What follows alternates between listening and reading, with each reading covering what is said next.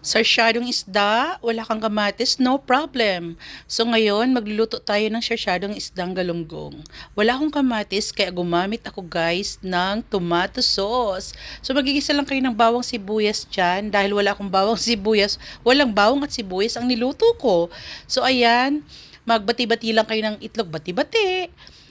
Tapos, ilagay nyo na dyan sa ating tomato sauce. And then, pag namumuo na siya, ilalagay nyo na yung galunggong or yung isda na prinito nyo. Ako talaga guys, mahilig talaga ako sa isda. Sa totoo lang, kasi lumaking dagat ako. Para bang sirena.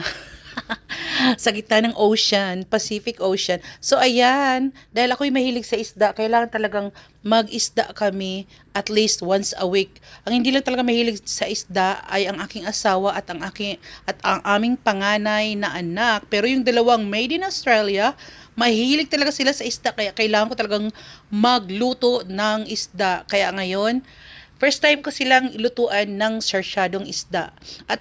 At kahit wala siyang bawang sibuyas na ginisa ko guys, napakasarap. Wala siyang kamatis at ang yummy talaga. Sobrang nagustuhan nila ito. Kaya guys, kung nagustuhan niyo yung aking video, paki-follow and subscribe naman ako. Thank you!